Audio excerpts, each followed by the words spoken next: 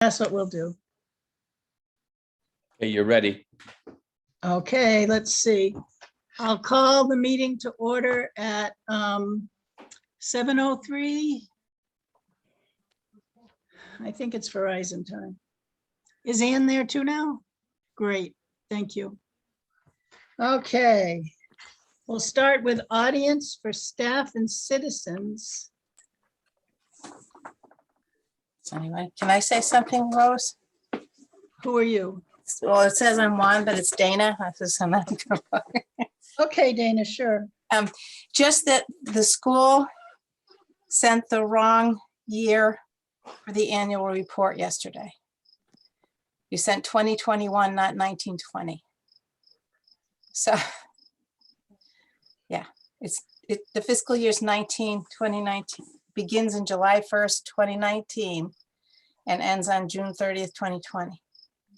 So we sent one that would cover the year we're just ending up instead of the one that Correct. covered last year.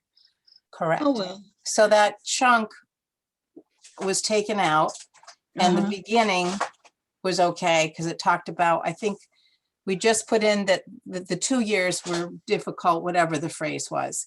Yeah, And I added that you began distance learning per the CDC, in 2019, and that you formed a group, because you probably did form that group in 2020, in June, probably before July, my guess. So that whole piece about forming a group of this, and this of these people remained. But my suggestion is, I don't have it, but next year the Board of Finance is going to take a more active role. So we're not doing things at the last minute like they were. I only got involved yesterday, and there was, a lot that wasn't there, and it's the Board of Finance's responsibility. So I believe the Board of Finance is going to take a more active role. So my suggestion at this point, because it was really good what was submitted for your 2020-21, and it's done. So don't reinvent the wheel. I'm going to ask the administrative assistant to send me what you sent her, and I'm going to put it in the Board of Finance's file for next year, because you're all done. wonderful. Okay. Well, All right. the only caution is, since we're not going to do it next year, we're going to need extra reminders the year after, because I agree. I think Yeah. that's where the ball got dropped. Okay, I can't say, but I think that the reminders didn't go out regularly like they should have, and they only went out like at the end of last week, maybe. Yeah, most people hadn't submitted.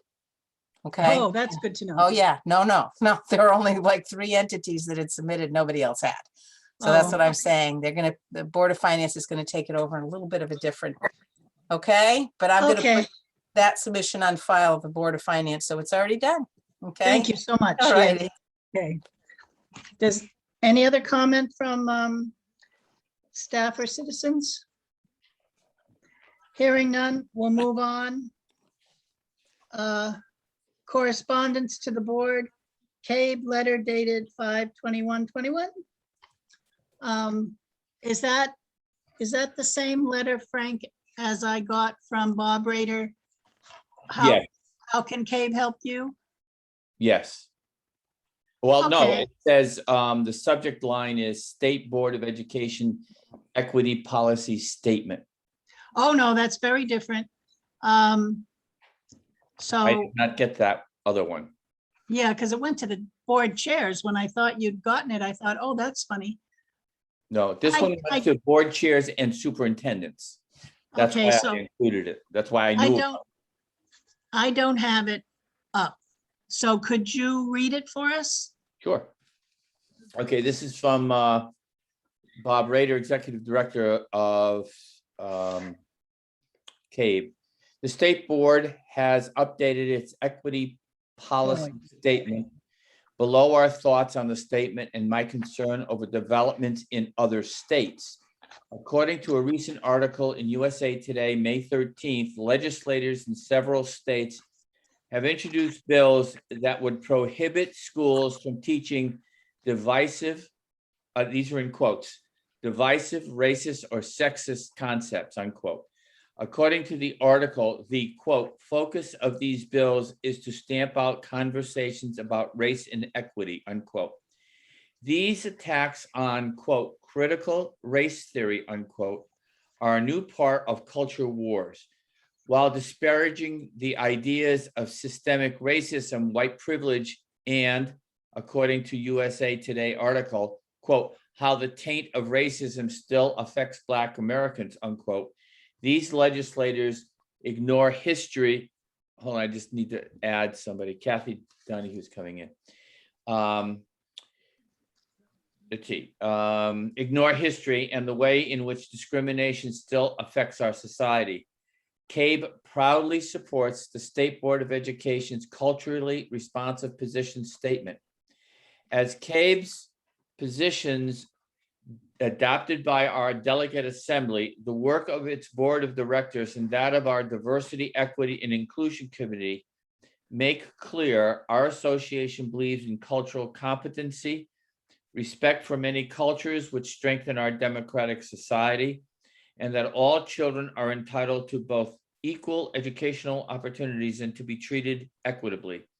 The social justice protests of last summer and the anti-Asian hate we have seen recently surely provide any needed evidence that to move forward, our society must respect the history of all of our people and encourage all of our students to be proud of their backgrounds in our country. The state board's position statement reaffirms its, quote, continuing commitment that sufficient, specialized, and appropriate resources must be provided to close the achievement gaps between high-performing and low-performing students, males and females, and students of different racial, ethnic, and socioeconomic groups, unquote. What could be more American and patriotic than that?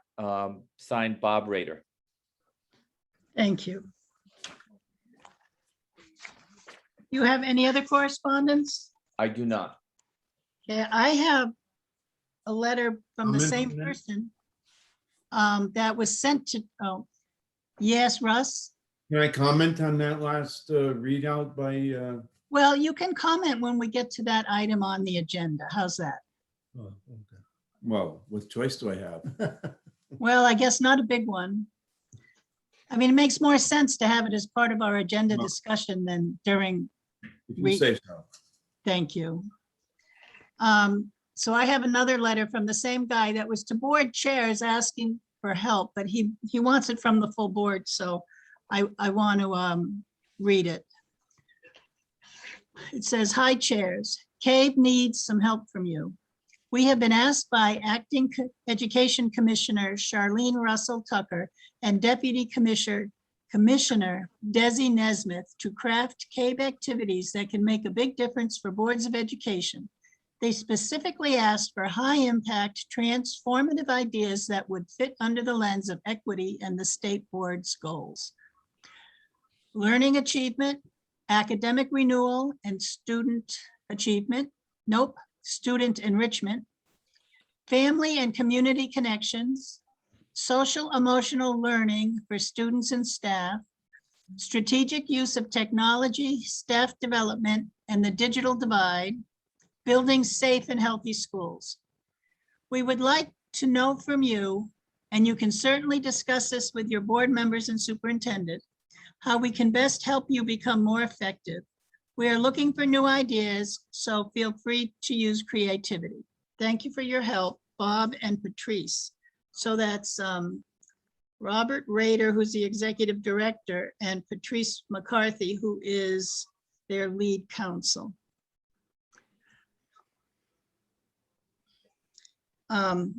I'd also like to add that under additions to the agenda.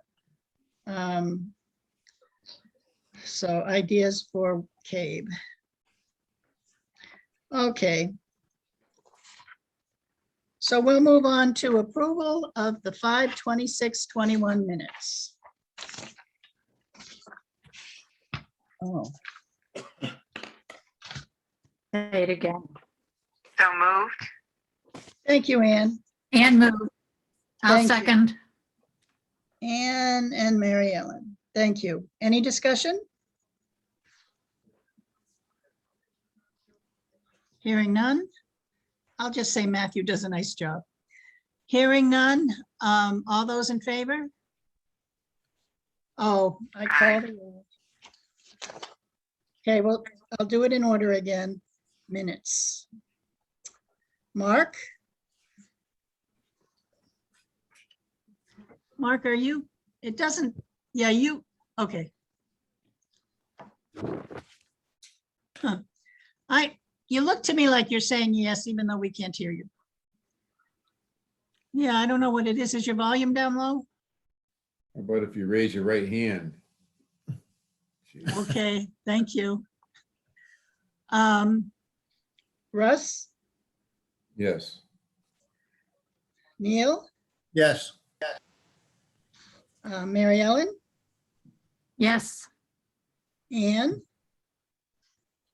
Yes.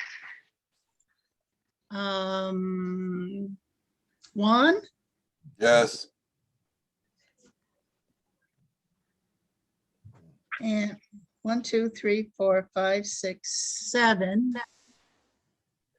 And we're missing Matthew and we're missing Susan. That's it. Thank you. Okay, on to superintendent's report. My report contained actually 3 sets of external papers.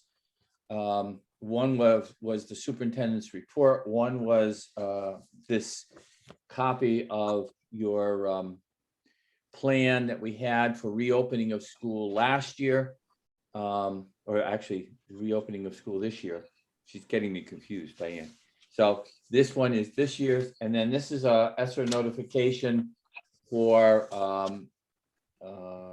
that we have to put on our website, which is there now, about the plans we have to safely reopen. What I was trying to do in my report is tackle a very complicated and constantly changing environment, and try to make some sense to it. The ESSER funding requires that we post the plans, ideas, and then send it out to different people so that the stakeholders who are involved in our school have the opportunity to look it over, ask questions, and then the plan is revised based on those inputs. And the final plan is due no later than August 23rd. Because it's a rolling application, and the sooner you get it in, the sooner you get your money, because the state already has the money. We can start expending it on whatever it is that we as a group of stakeholders have decided would be appropriate on the $151,000 or thereabouts, because that number also has changed somewhat. And we're facing some issues because we still don't have a real understanding of what our final budget is. We have been informed from Ashford just recently, and Mary, maybe Judy can help us with this when she has her report, without making any concerning issues. We do have new students who in special education who have some serious concerns that we did not know about. And we also have a shortfall in the student population for our pre-K. As you know, this school readiness grant is based on the number of children who fill a predetermined number of slots or chairs. We have assigned to us 16 slots. Each slot is worth a reimbursement of $6,000 to cover the ongoing costs of faculty and staff who work with the pre-K. That number is approximately, of the cost, the fixed costs is about $120,000.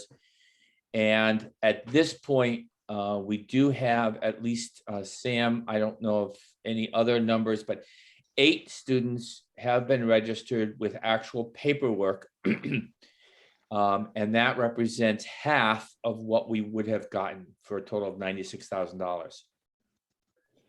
So we are in deficit at this point without any other problem coming up of $48,000. And so what we're trying to do is figure out how within the budget that we have and so redefining some positions so that we can take advantage of the ESSER funds. We are looking at reassigning faculty, one of whom would become a accelerated learning teacher for our youngest grades, because our youngest grades who were out of school for whatever reason need a lot more support than our third, fourth, fifth, sixth graders, because they all attended school. Remember, we only had 5 students in kindergarten and 7 students, depending on the time frame, between 7 and 8 students in pre-K last year. The reason we didn't have the same problem last year with funding is because during COVID, the Office of Early Childhood that funds the school readiness program funded us for all 16 slots. So we received $96,000 in school readiness funds. This year, they have changed that, and that's the crux of the problem. And so this is just the first run through. I've already spoken with the certified staff. I've already spoken with the group that we call the reopening discussion group that features actually members of the staff, teachers, Board of Ed, officials, administration, to go over that in a discussion with, and parents, sorry, to go over that, these ideas.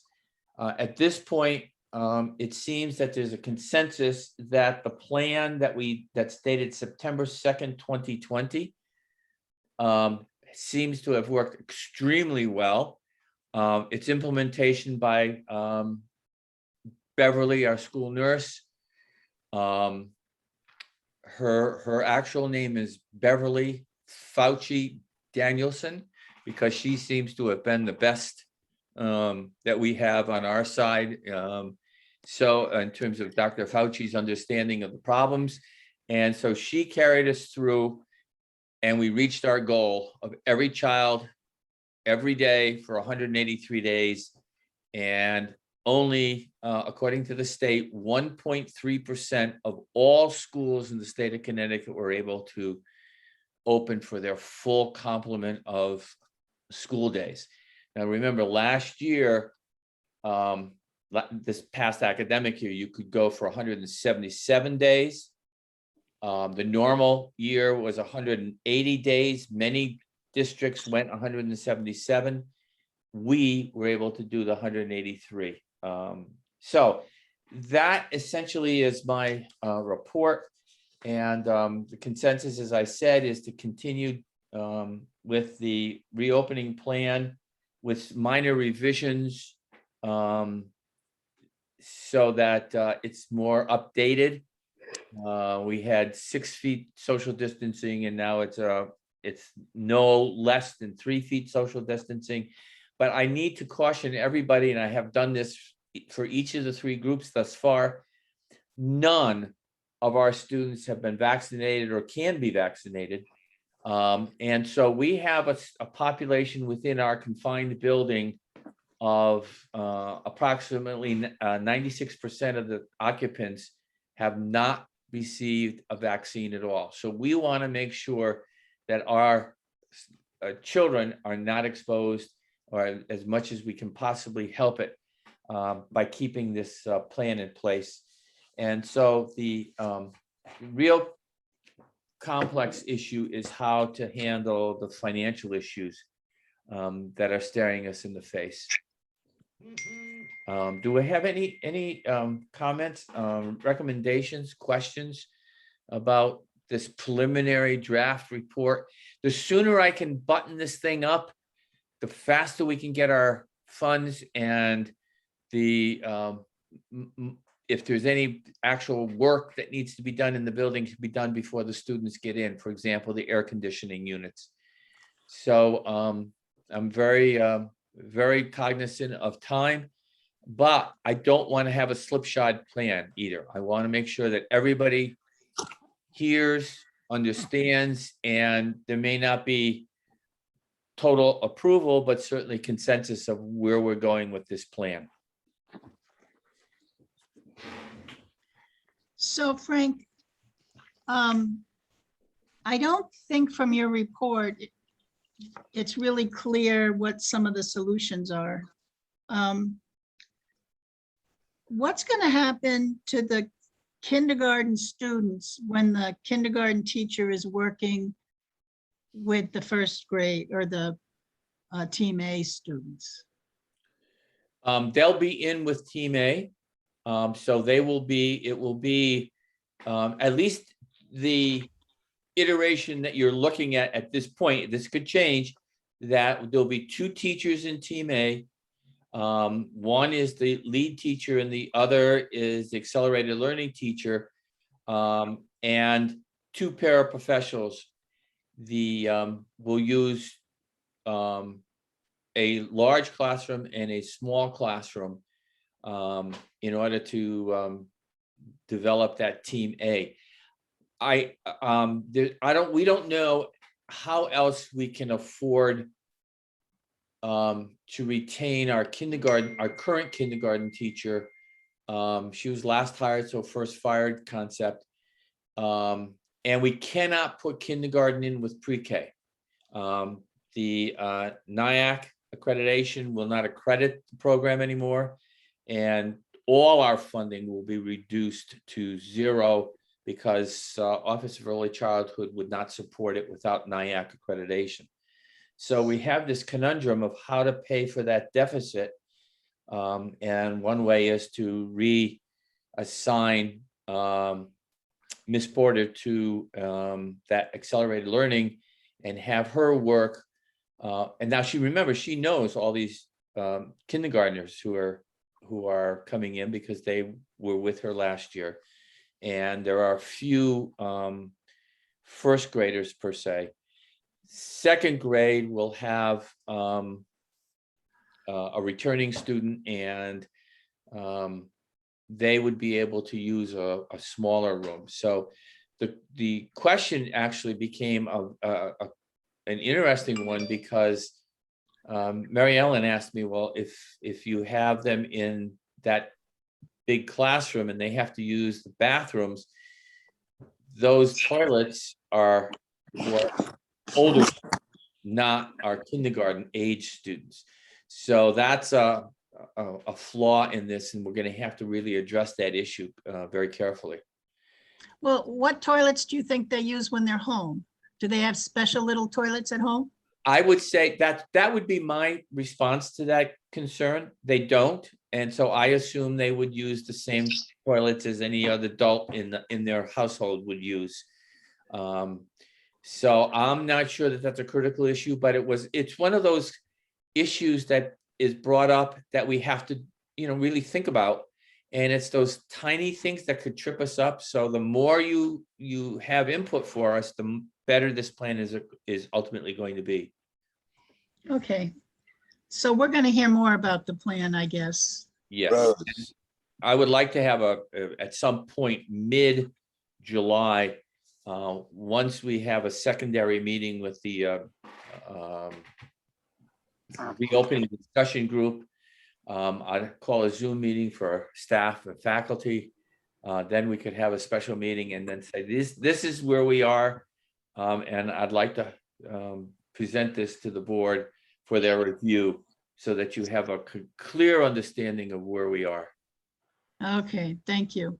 Juan, you wanted to say something? Yes, ma'am. When you talk about Team A, are we talking 3 grades now? Yes. Kindergarten, first grade, second grade. Yes, but in the umbrella called Team A, but in fact, it'll have a team leader, but 2 teachers, and the younger kids would be in a different environment than the older kids, the second graders. So So that would be that teacher would be the accelerated learning teacher? Correct. Okay, but we're talking separate classrooms also, Ultimately, yes. okay? And the bathroom issue shouldn't be an issue, like Rose said. If they use adult toilets at home, that shouldn't be a problem. Okay, thank you. Yeah, I would assume that that is the stance that I would take. But I really do want to Yeah, kind of think about it before we make that ultimate decision. yeah, because we don't Most know. people probably have, most people probably have stools or something so that the kids can get to that height. I mean, we had that for, actually, it's still in my bathrooms, both my bathrooms for my girls, so. Right. You know, that's the standard practice, so we might be able to just do a simple solution to that, but it's just one more thing to clean and sterilize. Yeah, we might also need to have an adult accompany them. I don't know if we have some students who, when they're home using the bigger toilets, have adult assistants. Yeah. So, yeah, I agree. It needs to be looked into. I want to get back to something you said, Frank. So you're saying that Team A, when it is joined by the kindergartners, will have 2 certified teachers in charge of those children. Correct. Okay. Thank you. Any other questions? Russ? You said something earlier about being funded $96,000. I'd like to know where the $96,000, how it was used, because I don't understand where that amount of money was spent. You mean, well, let's look at this past year, because that's where I was referring it. That's a grant to run the pre-K program. Right. And it's based on the number of students who fill well, we call them slots. And each of slot is worth $6,000, and there are 16 slots. That $96,000 was given to us last year in full, even though we only had 8 kids in our program. Right. That's what I'm asking about. So that $96,000 offset the cost of the approximately $120,000 cost for salary of the certified teacher, her insurance, the salary of the paraprofessional, and her insurance. And the board picks up the excess costs, and that's the way it happens all the time.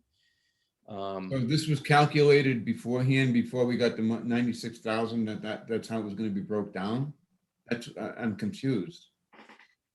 No, the $96,000 is that's the dollar amount. That's what we get to run that program. So there was no calculation involved. It was $96,000. The problem is the calculation this coming year was changed. And so they will only pay for children who actually are attending pre-K. Right now, I only have 8 students of the 16 slots signed up. Now, we to throw another wrench in this whole discussion. Well, first, before I go into that, Russ, did I answer your question at all? Or are you still confused? I'm still confused.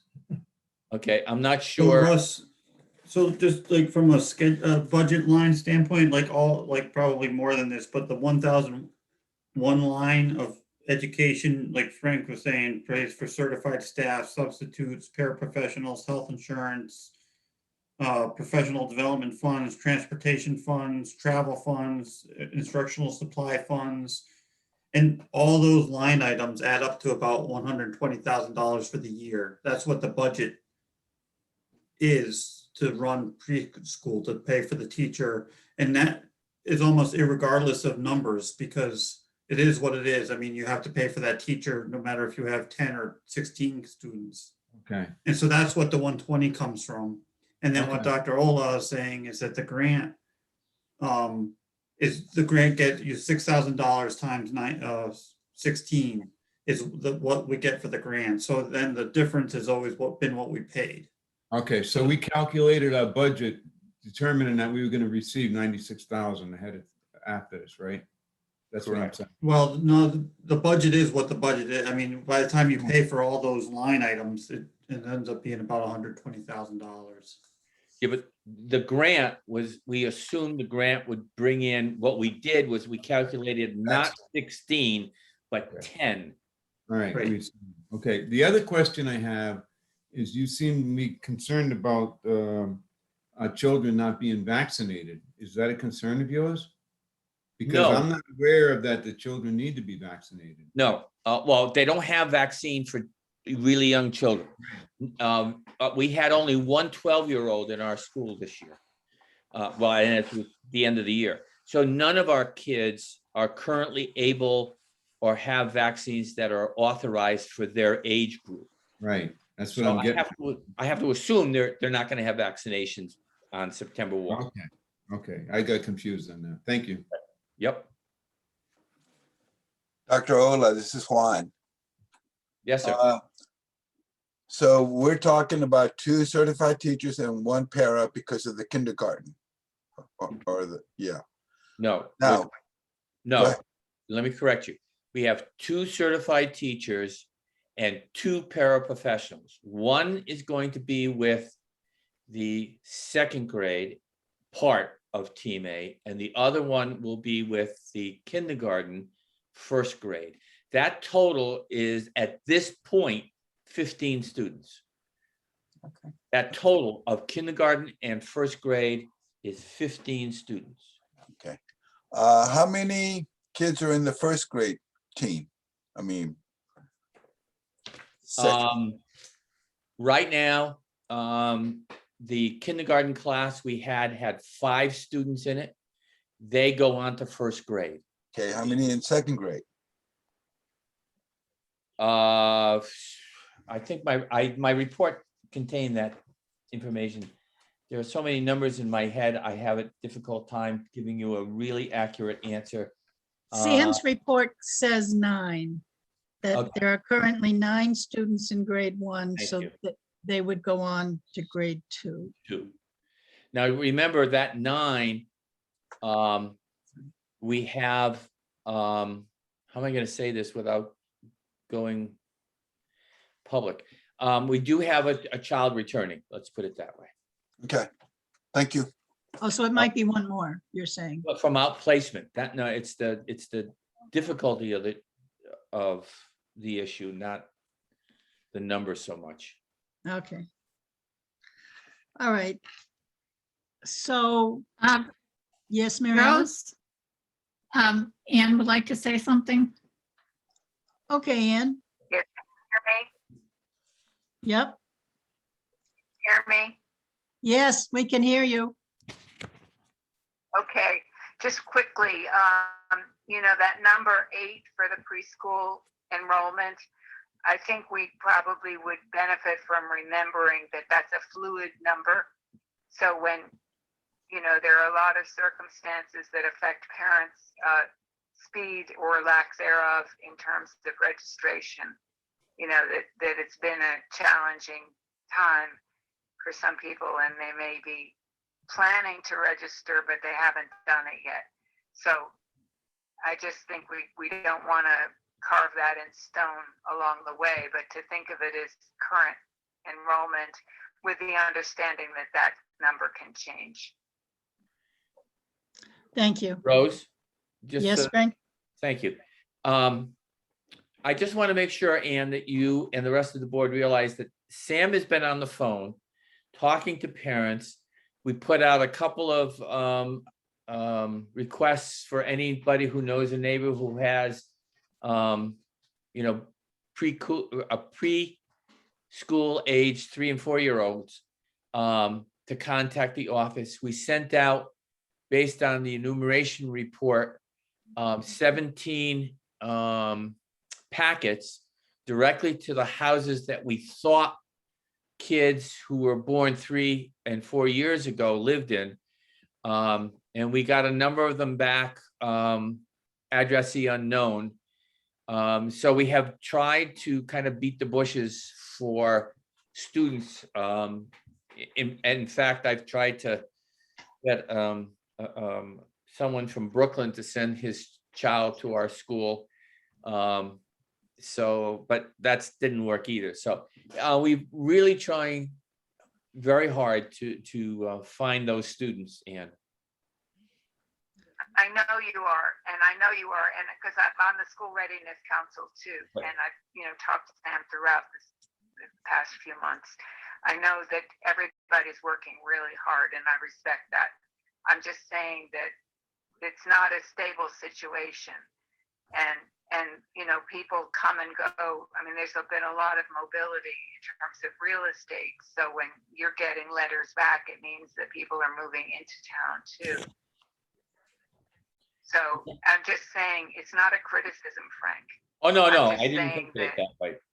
I just wanted to make sure you Okay. were informed All right. enough to know that that was Fine. what we were That's all doing. I have to say. Yep. Thank Actually, you. the critical issue, the scary one, is according to enumeration, 4 people were born last full year, and only 0 were born from January through June, according to the enumeration report I received. So 3 years from now, there'll be a dearth of students, a severe dearth of students. Well, if we don't have pre-K students, we won't offer pre-K. Well, we need to think about that as a possibility. It's amazing to me. Yes, Mary I have Ellen? a quick question. When you say there's a team leader, that team leader is one of the 2 teachers, correct? Correct. Yes. It's still Okay, Katie. thank you. Katie is still the team leader of Team A. Thank you. You're welcome. Okay, let's move on to the, thank you, Frank. Welcome. Let's move on to the principal's report. Hi, everybody. Hi. This last month has gone by really fast. We had our step up ceremony and everything went really smooth. The teachers were very creative in keeping the kids cool and doing outdoor and quiet activities when we had our little heat spell. All the teachers have been teaming up and tightening up our math plans so that we have a smooth transition to math program that's more individualized or personalized for each student. We had a team of the younger grade students that pulled together our phonics. They are only missing a piece because of ordering. We have to order one more piece. And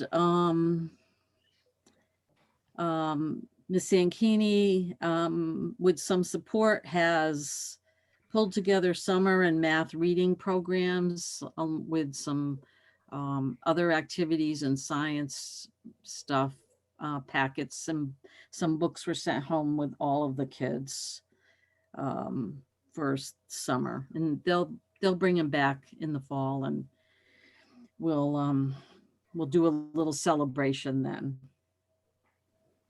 But the only other thing is that the building is a disaster because the cleaning crew is putting everything in the hall and Mr. Andy is scouring away at the floors trying to get them buffed up and shined again. Then everything will go back into the classroom. So they've been busy at that. Great. Thank you, Sam. Does Thank anyone you. have any questions? Hearing none, we'll move on to our Director of Special Education's report. Judy, you're muted.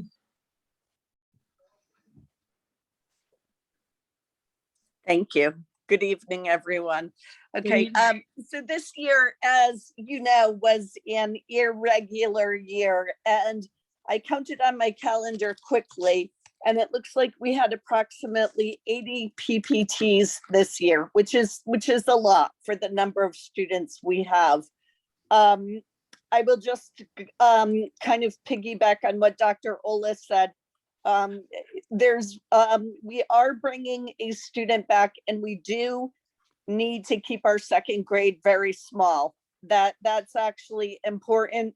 And I really appreciate Dr. Ola and Mrs. Roberson's creativity and the staff. There was a lot of time put in to how we could value every child and meet every child's needs with our existing resources, including visits to other schools and a very lot of meetings. But it was heartening because it was all about what is best for children and meeting students' needs.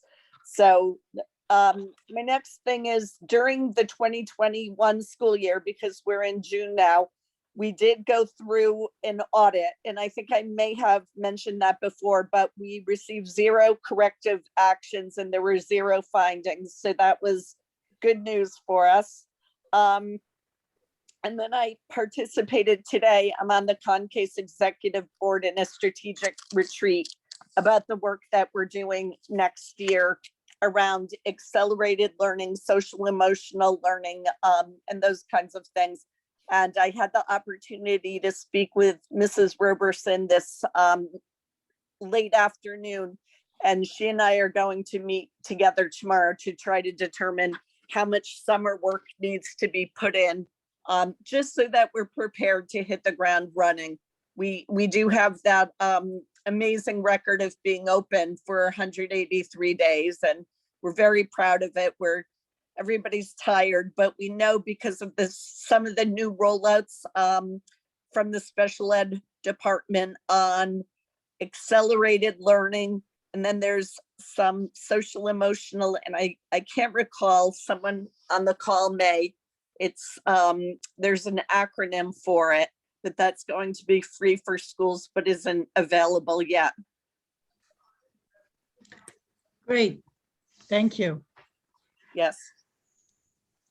Rose, Yes, Juan. I have a question for Dr. Benson. Okay. Dr. Benson, how many special ed kids do we actually have at Hampton Elementary? Because you said you had 80 PPTs. Yeah, approximately. And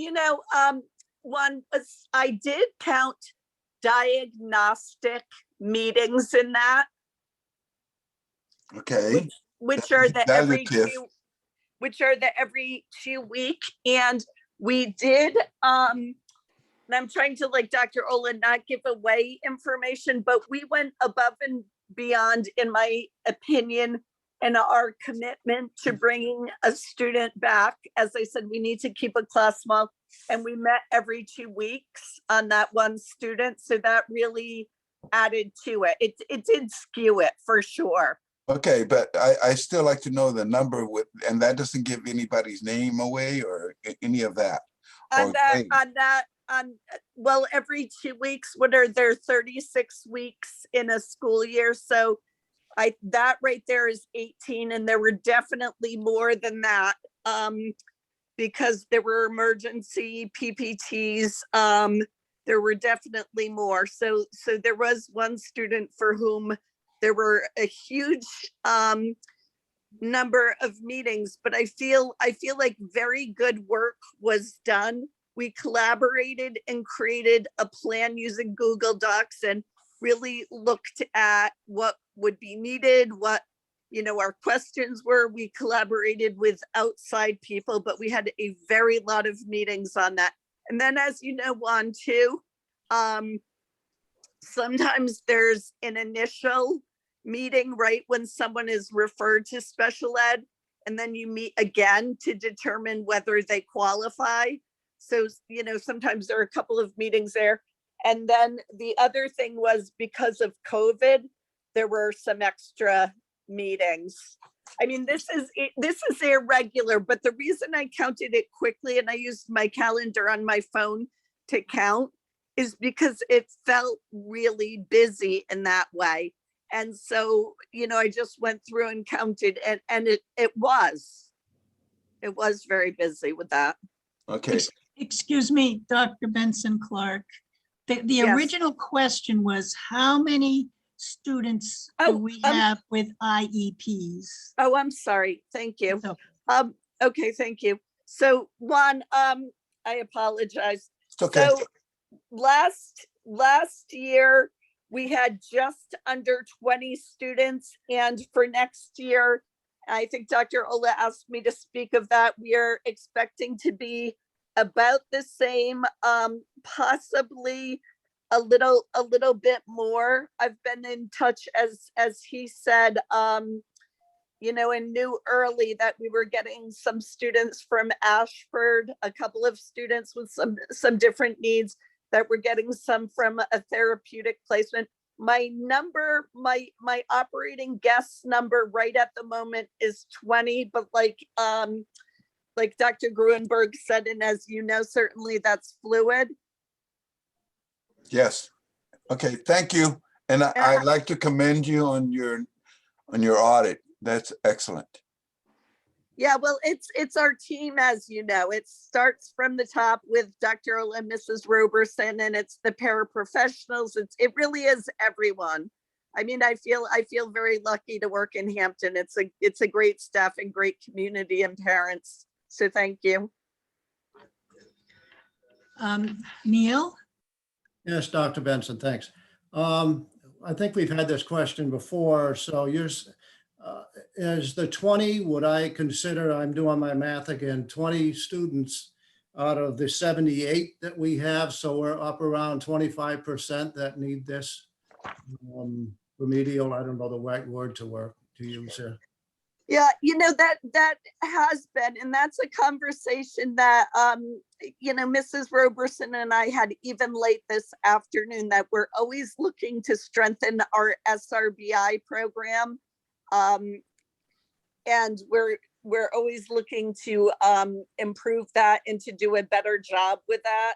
Sam just said to me that our final count ending the year, Mr. Moon, was 18 students identified. I was giving that I believe we're going to have 20 in the fall, but that could be off. But we are a little bit high. Some other districts seem like that they're a little bit high. There's some folks, I think Dr. Gruenberg and said at one point that speech students are counted in that, and we have younger students being a pre-K through grade 6 population. And so sometimes that can be because we catch kids early and early identification. I don't think, I can tell you with confidence that I don't believe we're misidentifying students. I mean, that was one of my questions when I started. It really was, you know, are we just identifying students? I think that we do a good job servicing students. And I don't know right now, I'm not prepared to answer this with numbers, but I can tell you that we do graduate speech students, meaning they exit special education. So, you know, I think at one point, maybe Mary Ellen Donnelly and Ann Gruenberg and some others said, maybe that's even a good practice or best practice, because we're really getting involved early. And with speech, it's more than just how you say a word, but it's really working on all of the background knowledge and hearing correctly. And there are can be a lot of pre-reading skills. Does that answer that kind of? Yes, pretty much. And that you said we're a little higher than, say, a town like Chaplin or Scotland. No. I didn't say than a town like Chaplin or Scotland. I know we're not higher than Scotland. I know that for sure. I don't know about Chaplin. Okay. Yeah, I just wanted to make sure we're somewhere in the ballpark here. My reasoning is going off, and I don't know, to me, it just seems high anyway. Okay. But I don't do the job, and that's what we rely on you for. So I'm just trying to get numbers in my head. No, and that's a good question. And thank you for asking that or clarifying that a little bit more so I understand. I'm actually the director in Scotland too. So I'm positive that we're about the same. Dr. Ola was also concerned properly And he had the director of Chaplain and I meet with Dr. Ola, Dr. Barron, and Mr. Henry Shea. And we did really analyze that. We looked and we were able to do that kid by kid. And we left feeling comfortable with our students who are identified. I think it's a worthwhile activity to make sure that we're identifying students correctly and servicing students correctly. But at that time, all three of those districts, our numbers and percents were very, very similar. We were not higher in Hampton. Okay, Is that helpful? yes. Thank you. And you know what? Thank you for helping clarify. And thank you, Mrs. Bisson, for bringing me back to Mr. Ariela's original question. Great. Thank you for your report. Of course. Okay, we're going to now move to the item 8, discussion and possible action on the CABE letter cited above. So, Mr. Moffett, this is your opportunity. Would you like to make your comment now? Thank you, Mrs. Bisson. Yeah, I wanted to comment on what the CABE fellow, I forget what his name was, I didn't write it down. I'd like to know where he got his information from to base his opinion the way he did. You mean, Is there anybody that can, give me the information that what he had to say was factual, or is it his opinion? so are you wondering about he was commenting on a document put out by the state. Right. Are you wondering about the state, or are you wondering what he based his opinion on? Well, he's the one who said that he wants us to back what he had to say. He was asking for us to back him. I'm wondering what he wants us to back him for. I couldn't figure it all out what he was actually trying to say. Was it his opinion, or was it numbers or information that he had in front of him that he was using? I didn't get it. I think he basically said racism is wrong, and that was his message. So we're supposed to go with that message and tell our children who are just that are so young and that doesn't have an opinion about this, and bring this upon them and ask them to understand what he's trying to get across. I'm not for that. Not even close. Right now, we teach them that being white is great. And I suspect that they're asking us to stop that. Oh, they want us to tell our children that we are special people because we're white. That's what they're wanting us to do. And there's no reason for us to do anything like that. Right, but that's what has been done historically. They shouldn't even be thinking about these terms. They're innocent. They don't need to go back 200 years ago where slavery was in effect and they had nothing to do with it, and neither did I, neither did my forefathers. I came from, my forefathers came from Ireland, and I still have posters in my home that says Irish need not apply. So how do I feel? Does that affect me? No. It brings it to my attention when this kind of stuff gets brought up, and these children are innocent. They don't need to be hearing anything like this. So I happen to be half Irish, and my grandfather in Boston saw those posters. My grandmother saw those posters, so I understand them. But I still benefit from being white. There are things that I am able to do just because I'm white that someone who isn't white would be excluded from. And I think that's what's being referred to, is that we need to teach our children that everyone is valuable and just as valuable as someone else. And that hasn't been taught up till now. I'm sorry, but I don't agree with that theory Yes. at all. I mean, that's way, why would you want to bring the kids into this kind of thinking? Why would you want to do that? Well, I would want to teach children that everyone is valuable, because that also addresses bullying. Well, It addresses believe me, many read things. the Bible, all people are created equal too. Even the Okay. Bible says that. And need to be treated equal. And they So- are being treated equal. Well, they aren't. Well, that's an opinion. Well, I think we'll find there are a lot of people who believe they're not being treated equal. And when they discuss it with me, Too. I A lot of agree. people think the other way. Okay.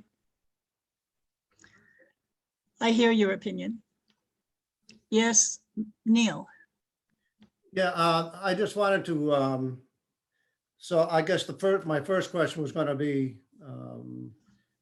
so this is going to happen because the State Board of Education has decided that this is what they want to do, teach critical race theory, which in my opinion is reverse racism.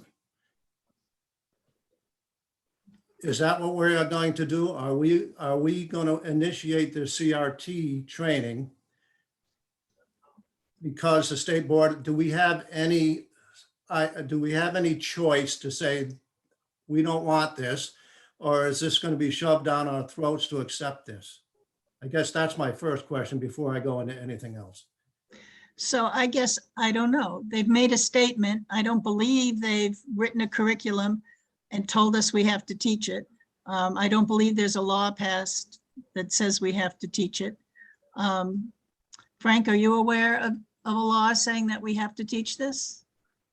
No, there is no law. I think the State Board of Education is using it as a way of saying this is what we think is appropriate, that we teach children to respect each other and each other's history and background. In fact, I don't believe I have ever heard that there was any issue of forced curriculum for this issue at all. I have heard that the state is going to have, for all subjects, is going to have a model curriculum, but boards get to choose whether they'll teach those or not. I mean, we don't get to choose, are we going to teach math? But we get to choose, are we going to follow a curriculum developed by the state? Yeah, Yes, Mary Ellen? I'm trying to raise my hand for Anne. She's been asking me to raise it. Go ahead. Yes, I'll keep it short and simple, but I try anyway.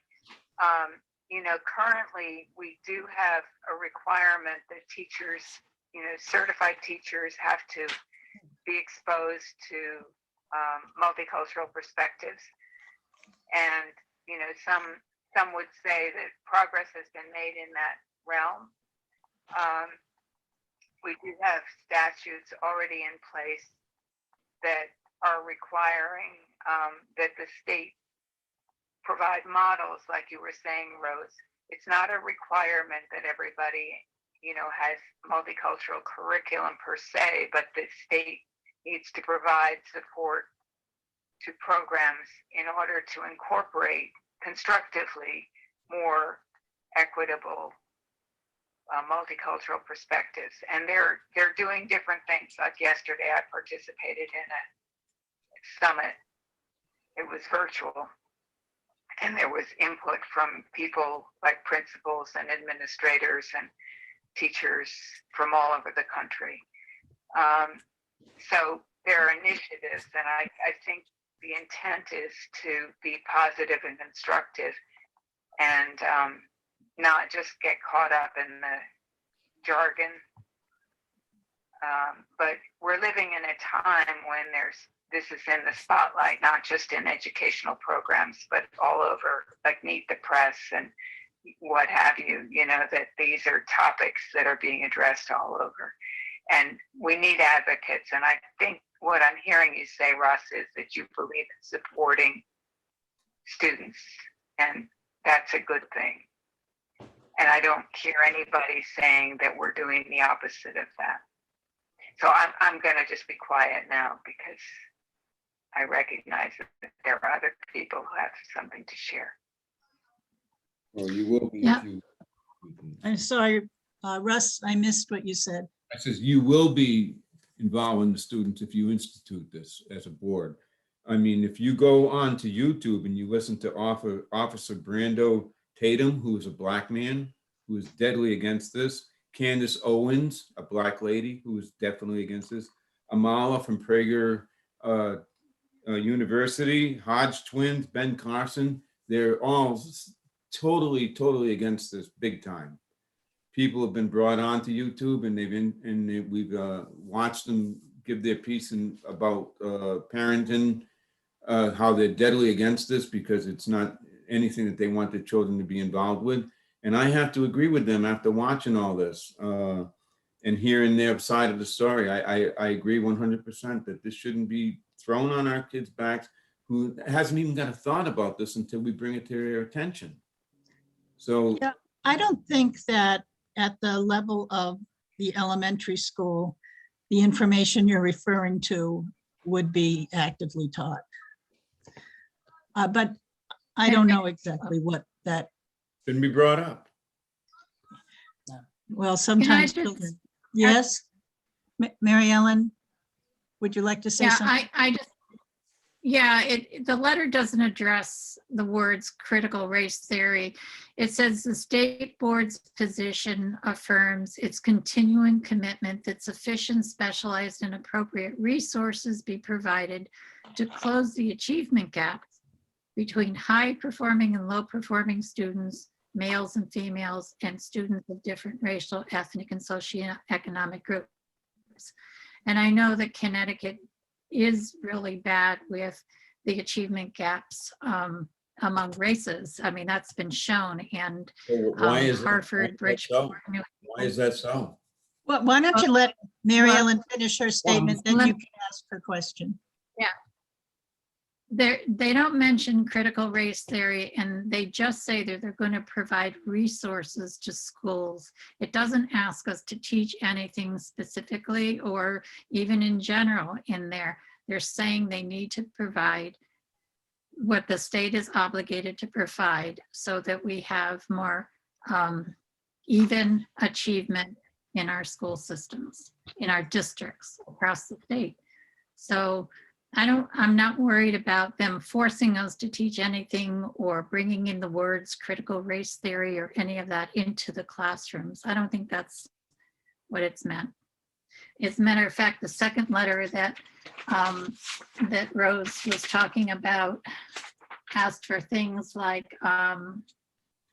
improving family and community connections, improving the digital knowledge, having schools be safe and healthy, making sure the kids are learning. There was nothing mentioned about race, so that I wrote that I was taking notes as far as I could, fast as I could. So I'm not can I- worried about them. Can I ask a question now? Are you finished, Mary Ellen? Okay, yes, Russ. Yes, So what you're saying is we're lacking in all those issues that you just brought up. Our children are all lacking in these and we should be associating this critical race theory upon them to correct it? I think No. Mary Ellen said the opposite, that nowhere in any of these letters is critical race theory mentioned. Yes, Neil? I'm sorry, but a lot of this is semantics. I've studied this enough and have paid enough attention as to what is going on with CRT. I don't know, maybe a lot of you aren't familiar with what is happening, but CRT is a big, Martin Luther King, judged somebody not by the color of their skin. This is exactly what we are doing here in reverse. Since me as a white guy, I'm supposed to have had all these advantages all along, and I'm supposed to accept it because you tell me that. That is not the case with me, but you are going to try to shame me because I am white to accept that position, and I never will. And that is what is going on here. Everybody, I broached Rose with this because I think everybody better be prepared, do some research, make up your own minds. I'm not trying to push my attitude or my beliefs on this, but I can tell you right now, if parents start to come in, and from what I've heard with school systems around the country, and these are not radical right-wing towns, you're having 250 people show up at school boards and shouting them down. And I'm telling you, we better be ready for it. It's a small little town, but if they find out that you're forcing their kids to make themselves feel not as good about themselves as others, you're going to hear about it. Because if I had a kid, which we didn't have kids, I'd be in your faces. So you guys better understand that this is out there, and I'm not on the side of the normal school board. Many of the school boards that they're showing now, all of them are liberal, okay? And you're getting people that are conservative, black, white, Hispanic, making speeches and saying, stay out of my child's business. This is the business of the parent. This is not the business of the school to be teaching, you know, how kids should be viewing other kids. You ask a little black kid, you ask a little white kid, they don't even pay attention to color. But now you're going to be bringing race into the school and saying, oh yeah, but see, you're a white kid, you had advantage. And the white kid is going to go home and say, they say I'm not as good of, I have to give up my feelings. I don't feel like I'm a bad person. I mean, I could go on for this for quite a while. Yeah, I think we get the message, Neil. I'll stop where I am. I think you have made my point. And I don't, you get usually excited about this stuff, but this is not right. Thank you. You're welcome. Rose? Mark? Yes, I'm sorry, Mark's hand is up, Go so ahead. I'll. Yes, I just- Mark? I think I guess I may be reading the letter differently. I mean, I think all they're saying is they're just bringing up examples of like where they're trying to maybe prohibit certain teachings in schools, and I kind of agree with you. I think it's more probably geared towards more like social studies related items for maybe a higher grade level than an elementary school. But ultimately, it just says that the camp condition, I mean, they're asking us to, you know, maintain a culture of, you know, basically helping all children succeed. Entitled to both equal, you know, all children are equal, entitled to both equal education opportunities and to be treated equitably. That's what it seems like when I read this letter, that's what they're asking for. And I think that's reasonable. I mean, you know, everybody should be treated equally. I mean, you shouldn't have a student being treated differently because of a race or color. It's not, I think I support that. And I mean, you know, you could make the same argument that we shouldn't be teaching about the Holocaust because that would be rude to Germans. I mean, why would you do that? I mean, you got to learn from history, and slavery and, you know, inequality is partially, you know, it's history that needs to be taught, and we learn from our history. And so, you know, I think it's important. We do a whole Black History Month in February, and I wouldn't say that we can't do that anymore because we you know, shouldn't be unequal. So, I mean, I don't read that letter as saying, hey, we want to start teaching that, whatever the term is. I think I read the letter as, hey, we want to say that we support equal education for all. So maybe I read it differently than others. Okay, Juan has asked to speak. Yes, Juan? Thank you. First of all, I think we need to get rid of the word race. What I've read from and what I've discussed with people is it's actually critical thinking and analyzing information. And I've gone to schools to try to correct history because history is represented by the conqueror or the facts that the conqueror presented without ever speaking to the people or acknowledging the views of the people that were conquered. And I would say the Irish would be an example of that. The Native Americans, the Chinese who came from China and worked in our railroads and helped us develop as a country. And you know, and I'm glad that the Constitution acknowledges that we should all be created equal, but 3/5 of a vote when the Blacks were voting was not correct. Not having women vote because they didn't own property or whatever other reasons, or Native Americans, we were the last people to vote. And then we can go on and on. I went to school that was segregated. It was desegregated in the process because we were never getting the equal opportunities to the same books. We got the leftover books from the school district that were left over for us. We didn't have minority teachers to tell us that we were just as good as everybody else.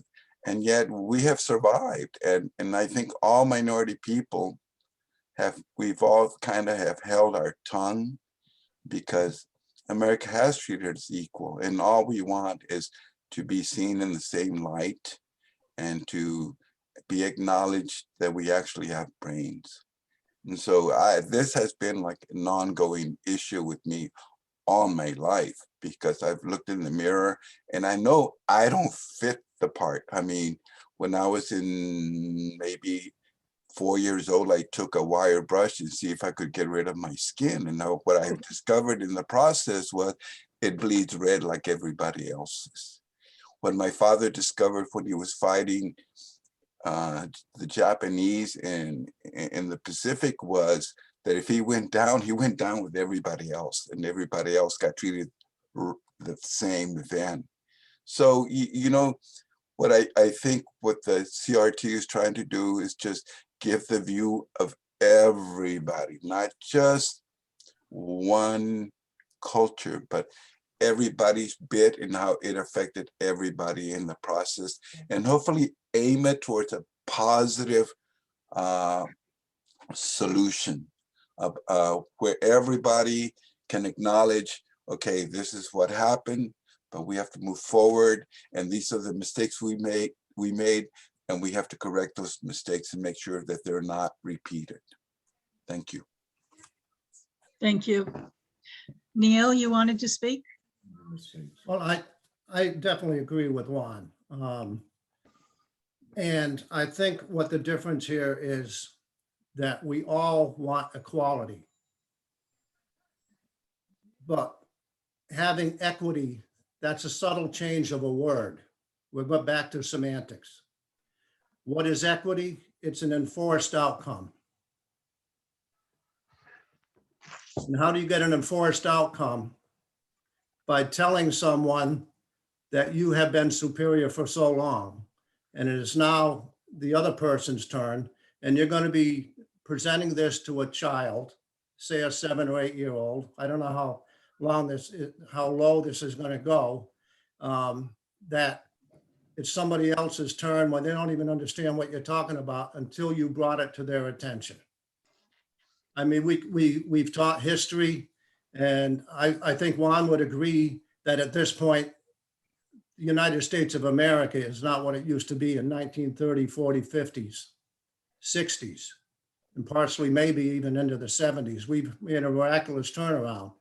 Yes, we have to address this every day, but in order to understand what this critical race thinking is, I, as a person, as a white person or any Black person, is that I have to accept the fact that I have to relinquish something that I never did anything about. History changes, we've gotten better.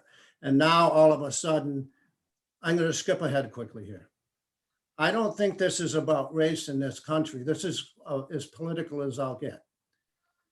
I don't think race in this country isn't a problem. This is class. When Juan was talking about, you know, Indians, the Chinese, and Russ mentioned the Irish do not apply, is we got different situations in this country, and they are trying to stoke this racist attitude and try to divide this country into different classes, not just race. My opinion on this, again, is that I wanted this brought up because I want people to not just immediately react to what I'm saying, but go do your own research on this.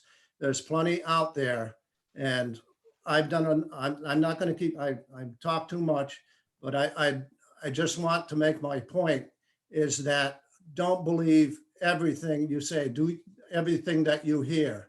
CRT is critical race theory. It's a theory. It was a theory by some guy that started this in around the 70s that believe it or not, he was a communist. This is Marxist thinking. This is what they do to bring down Yeah. civilizations. You may think I'm a wacko now by talking about this. How do you think the Nazi regime started to change all these people? They started picking on the Jews. Now we're picking on the whites because supposedly there was systemic racism, which I'm 68 years old. I have never seen it in my lifetime. I'm sure Juan has. He's gone through it, and anybody that's black has. But I can tell you right now that I don't see systemic racism existing, and that's what critical race theory is trying to to use that benefit of anger amongst all of us in order to create a different society. And I'll end it there. Thank you for listening. Hopefully I made my point. I think you did. Can I- Yes, thank you. Mary Ellen? Yeah, I just want to briefly say that I hear you and I understand what you're saying. I've done some reading on this too about Marxism and the link with critical race theory. What I was hearing from the State Department and in that letter was just something like Willimantic gets more funding because they're, I forget the name of the Alliance the term. District? An alliance district. They have more children with Free and food, reduced lunch. free and reduced lunch than we do. Well, I'm not sure that it's than we do because I don't know the count. But that's what I was thinking of when I heard this, that the alliance districts, and they just in the new legislation actually gave more towards, I think they change the percentage of children who get free and reduced lunch and the amount of money those districts get. I wasn't thinking of teaching children anything about how we look at them as white children. I was thinking that a school system that has a lot of poverty in it gets more money because they don't have the tax base that we have. So, but I hear what you're saying. I will do more reading about it. Thank you. Would anyone else like to comment? All right. Thank you, Neil, for bringing the subject up for our agenda for discussion. We'll move on now to item 9. Discussion and possible action on the Board of Finance's vote to reduce the Board of Education's 2021-2022 budget.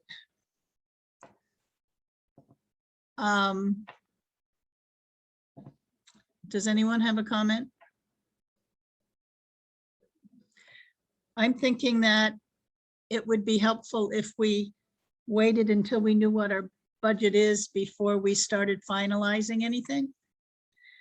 I do think that we're going to have to, as a board, determine if we want to cut a bus before we know our budget, because planning needs to happen and we can't wait till August. Would anyone like to give an opinion about the bus, if we should keep the bus, the 3rd bus, or go down to 2?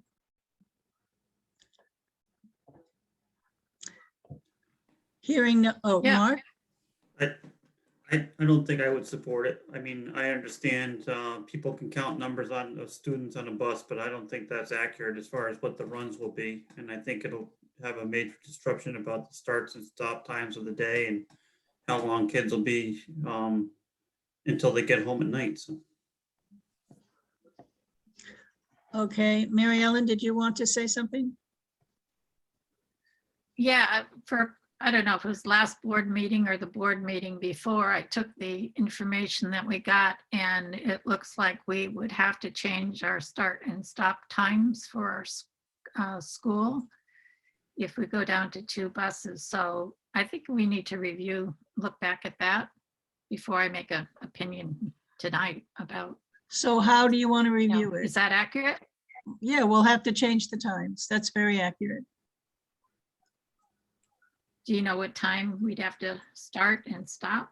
Dr. Ola, I do you don't know have that? in front of me. Yeah, I think Dr. Ola knows. Yeah, approximately 15 to 20 minutes, both ends of the start and stop.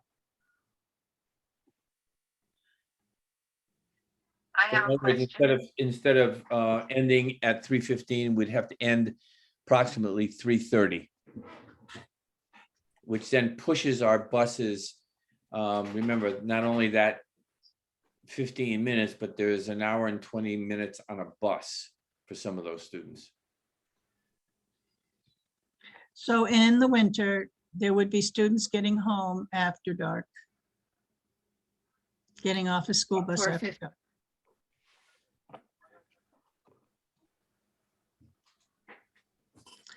I think I heard someone else say they had a comment to make. I have a question. Yes, Ann? Bloomberg, let me get it off. My understanding, without violating confidentiality, and I don't have the information in any way, but my understanding is that there's at least one child who has been receiving services out of district who will be returning. Will that offset any possible, will there be a need for local transportation for that child? You mean, In will a the, small bus, perhaps? oh, Because they have 2 large buses and a small bus. We can't answer that at this time definitively. I didn't expect you could. So I don't mean to put anybody on the spot, but there are a lot of moving parts in the picture. And No, I think, appreciate that. We need to be careful about. Yeah, thank you. I think I appreciate that. And I think, without trying to say much, I think for many kids, the longer bus ride would be more difficult. We never want to have to do special transportation, but it would depend on the student needs. thank you. So I'd like to go back to Mary Ellen. You said you'd want us to do more analysis. I think we've done all the analysis. Are you saying you want more time to think about it? Or I don't think there's anything else for us to analyze, to be honest.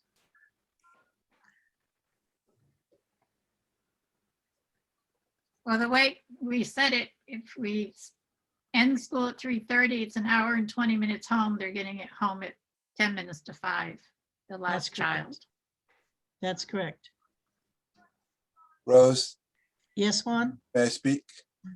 Let me just make sure Mary Ellen was done, okay? Thank you. Were you done, Mary Ellen? Yeah. Okay, yes, Yes. Juan? Okay, I've seen the bus. One bus picked up 5 kids, and buses go through downtown most of the time. So I don't see what the problem is. The second thing is, Mary Ellen, meaning no disrespect, who made you a transportation authority? Because I don't remember reading that on anything that had to do with it. Because I can go out and lay a bus route also, and probably shorten your bus route. And I'm sure that somebody can come up behind me. I'm sure Russ could probably come behind me and shorten my bus route. So instead of going from board members telling us this is the bus route, no, let's let somebody who knows what they're doing, let them tell us what it is. Because you know what? There's always going to be some kind of favoritism, or there's going to be some opposition to this. We need to lose the bus, plain and simple. 5 kids on a bus every day is not, it's just not profitable. It's not worth it. We can do better than that. Thank you. I've never heard you get so emotional about something at a board meeting, Juan.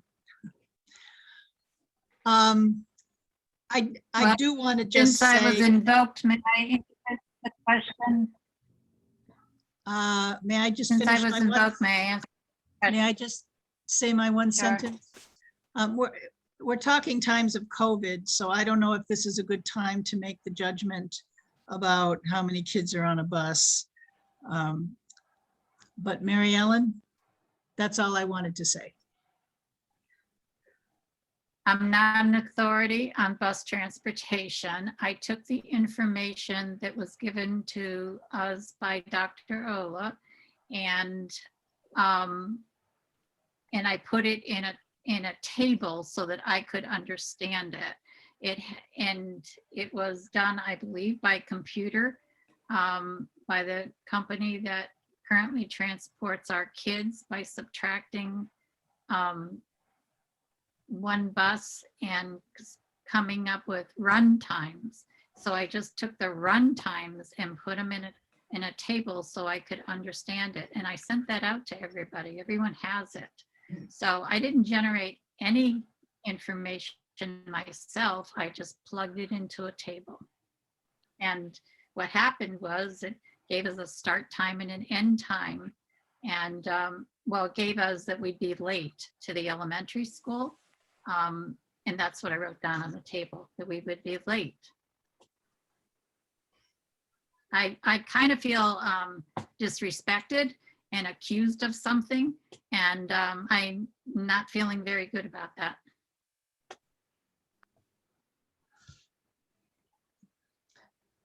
Well, as chair, I'd like to apologize to you for that. I don't think any disrespect was intended.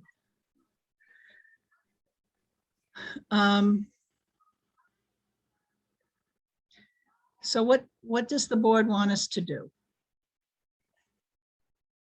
Not doing anything is the same as doing something in this case.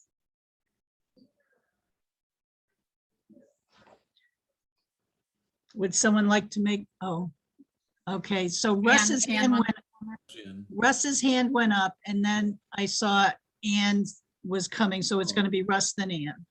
Okay, well, I just had a question. I don't know how the time lapses were computed. Was it computed like, let me put this in the right perspective here. If we have a bus that's supposed to pick up 20 students, but every day it picks up 5, is that the timeline that we're going by when you add up the timeline that's going to make them an hour later or whatever, if we disallow a bus? So what I'm saying is there are students that every day don't use the bus no matter what. Their parents drop them off. And I know that we can't consider that, but that's the case that it is. So are we considering that all these children are using the bus, and by taking away a bus that adds on more time, and that's where we end up with the time that we're talking about? Dr. Ola, can you answer that question? Yeah, that is correct. EastCon did use their computer program based on the student addresses, and went from 3 buses to 2 buses, and that's the data that they had generated through their run program. So can I Yes, Mark? interject a little bit? So yes, they did use the 20 students versus the 5, but I think in the morning, I think the bus is obligated to run the full route, even if they're not making as many stops. So the length of time is shortened, but it's probably not that much shorter. I think in the afternoon probably is a better case where the bus might be able to modify its route based on the students on the bus. But in the morning, I'm not sure if that's really going to be able to be the case, Maybe at least based on our current policy. Ask the parents that bring their children in, and if they do not need a bus ride anymore, maybe that's what we should do.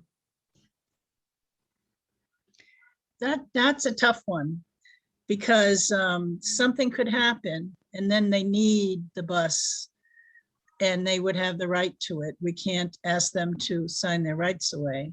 I'm not asking that. I'm just asking if they can use it. Yeah, I understand what you're saying, though. I do understand. yeah. But it is a good point that if, to kind of piggyback on what Mark said, if so only 10 kids get on the bus, it won't take an hour and a half to deliver them home, and maybe no child would get home after dark. Maybe we could consider that. But I put Ann off, I'm sorry. Ann, did you want to say something? I just thought, Wait a minute, you got to mute. Hold on, start again. okay, thank you. We're required, all school districts are required to provide transportation, whether they're using it or not. I mean, I think that's a statutory requirement. My main concern, and I think it's a little redundant to keep studying this and studying it, but at the same time, some of the details change from year to year. So while it may seem that we've been here before, we've seen this movie, it's not exactly the same as it was a year ago or 2 years ago. But my main concern is that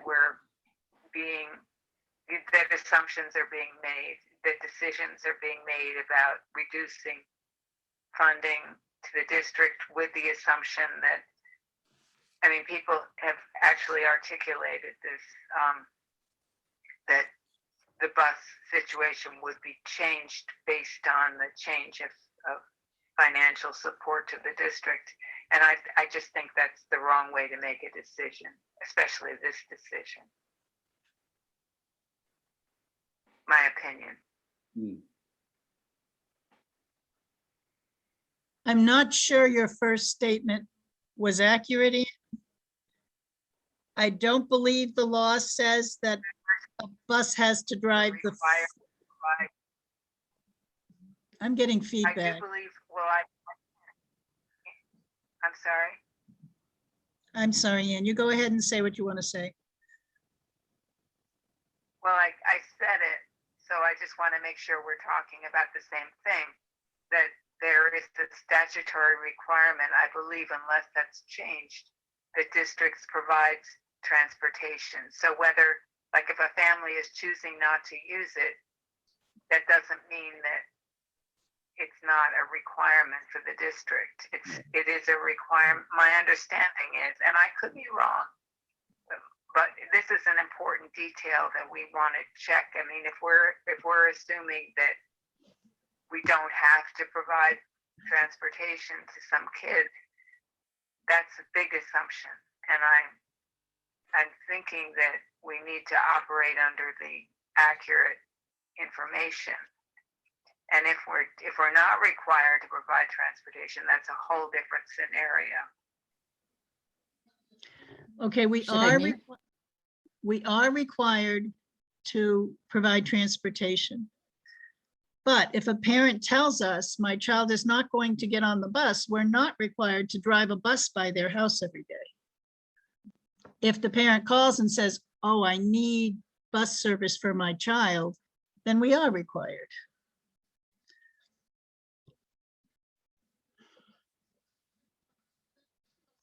Do you think I'm right, Dr. Ola, or do you think I'm wrong? I believe you're kind of half and half. Mhm, We have to create a bus route that every child is picked up. mhm. I would say that if a child is not standing at the end of their driveway, the bus just simply continues to move on. And more than likely, if one child or 4 children are not going that particular day because they're ill or because the parent says, you know, I'm driving them, they still would follow the route in order to pick up the other children on that route. So you're kind of correct. Yes, we have to supply transportation, but I'm not sure. All the parent has to do is have the child stand outside and the bus should be able to pick that child up, even if that child hadn't stood there for 181 days. The 182nd day, they would have to pick the child up. Okay. If we knew a parent had told us that they were not going to send a child and the child lived on a one-way street, a dead-end street, and was the only child on that dead-end street, would the bus still have to go by? More than likely,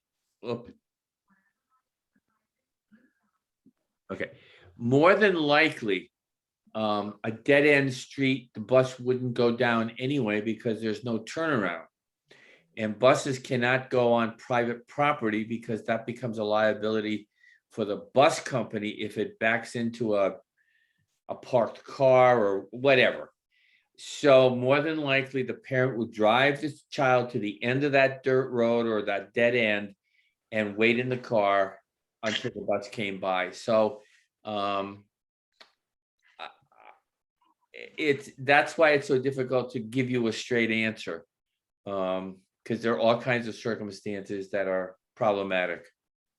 Okay. Thank you. So the Mark is pointing at something. Ross. He's pointing at me, holding my hand up for the last 5 minutes.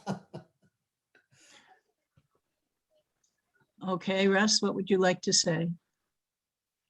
I'd like to say that if a parent or a guardian calls the school or the bus driver or the whoever and says that their child is not going to be picked up, they no longer need to stop there.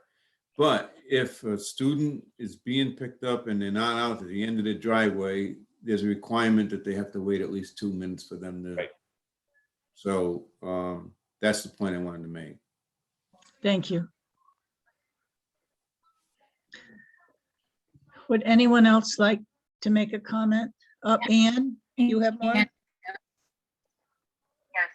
Yes, just that there's a difference between calling to say my child is not coming to school today and calling to say my child needs to be picked up today, because we're not an Uber service, and there's, you know, from a caregiving perspective, those may seem equivalent, but they're really not, because it takes a coordinated effort to pick up a child.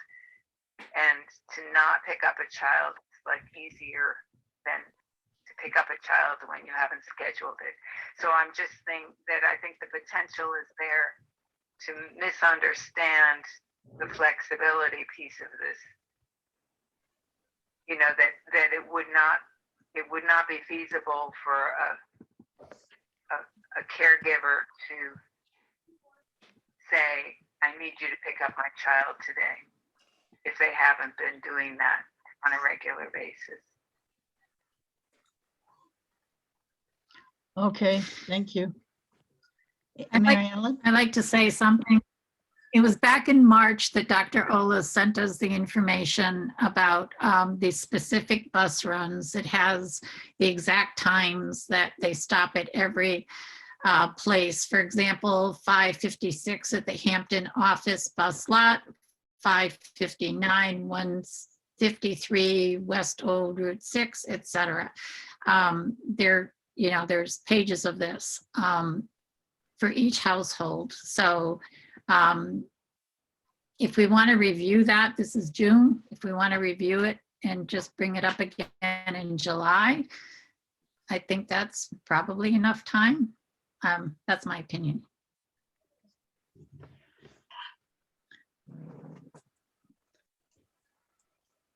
Okay. So I am noticing that I'm not hearing a motion to cut a bus. Rose, I'll make Yes. the motion that we cut one bus for the next school year. And do we have a second? I'll second that. Okay, thank you. Oh, I forgot I'm taking minutes. Go for it. Juan and Neil. Any discussion? Hearing none, we will take the vote. Mark, No. Russ, Yes. Neil, Yes. Mary Ellen, No, Anne, No, and Juan. Yes, We have a tie. 3 noes and 3 yeses.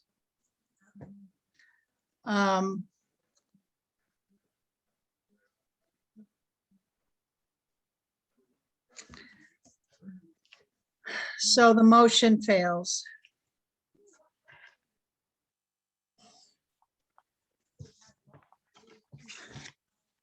we will, I guess, then move on to the next agenda item.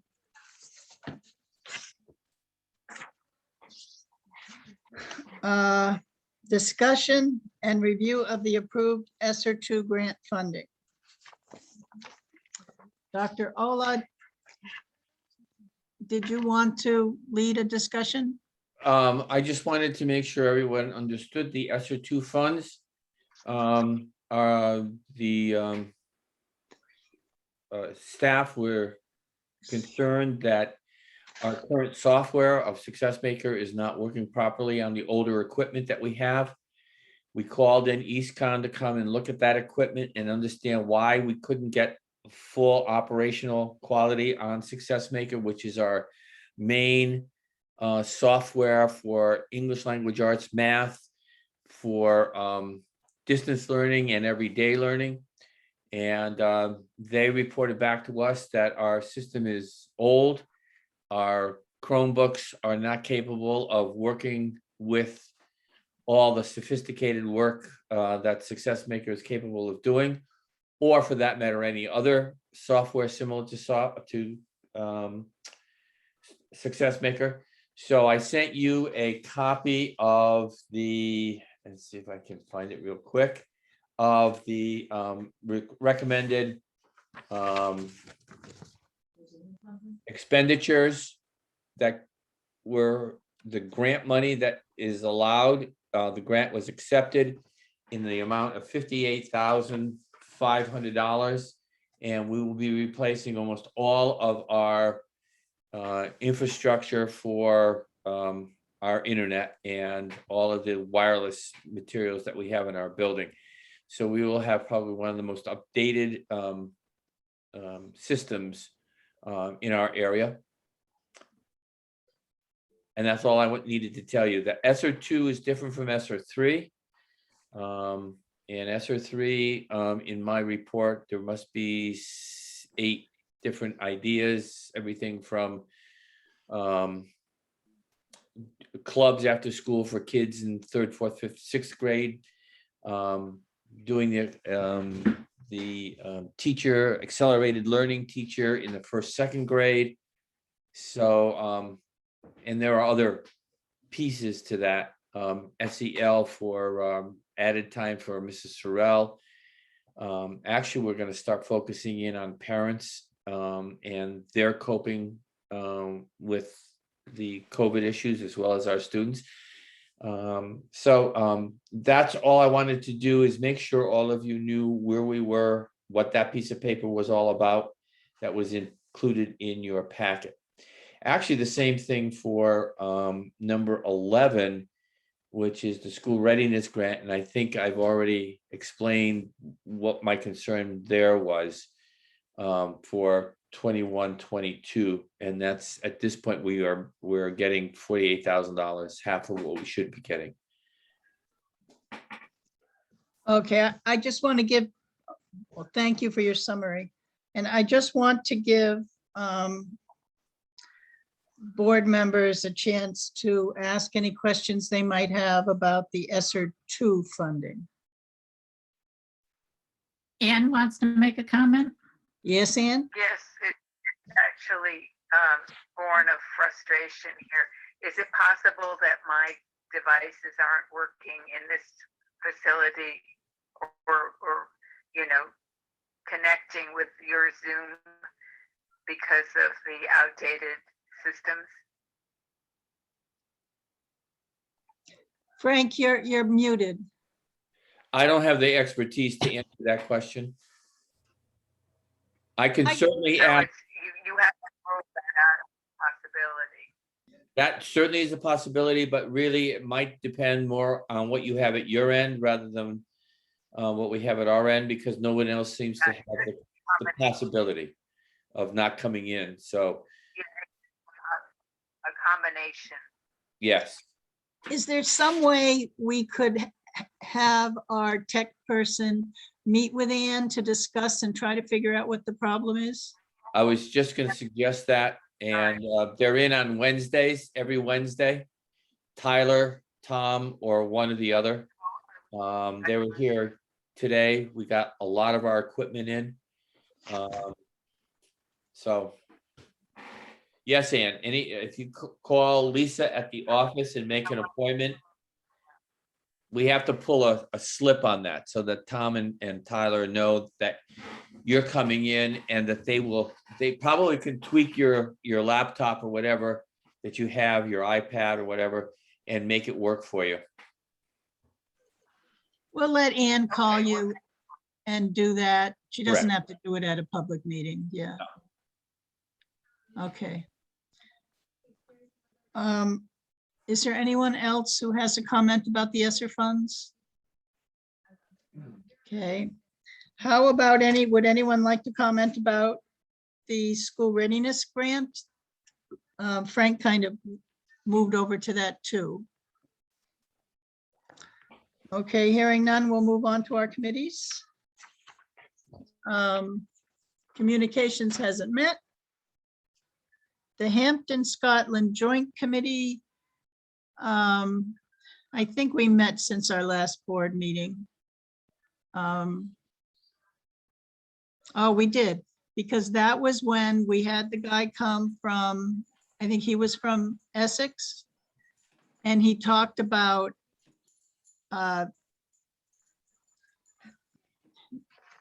the arrangement that is in his school district. There are 3 towns and they use cooperative agreements. I didn't think that paralleled us at all, but some people thought it did. So there wasn't really any discussion on what would our 3 towns do. It was just listening to what he did. And the Finance and Operations Committee? Yep, we met last Thursday. Actually, Dr. Ola, do you have anything, did you meet with the MRC rep on Tuesday? You're on mute again. Oh, sorry. He came on Monday and Okay. he made I thought, a very interesting recommendation. He looked at our plot, measured it out, and he recommended standalones since we don't have the money to do $100,000 playscape. He's recommending standalones and that you could connect them or interconnect them depending on what you're purchasing. So I have a picture of what we looked at and what we have purchased. And it's an arch that has climbing ropes on it, something very different. It's designed for 5 to 12-year-olds, and up to 10 students can be on that apparatus at any one time. It's a long 32-foot arch, but it's drop zone. I hate to say it that way, but that's what they call it. The drop zone is only 8 feet wide. So we're looking at putting it in parallel with the building on that 50 by 50 piece. And then you can add other pieces as you get funding.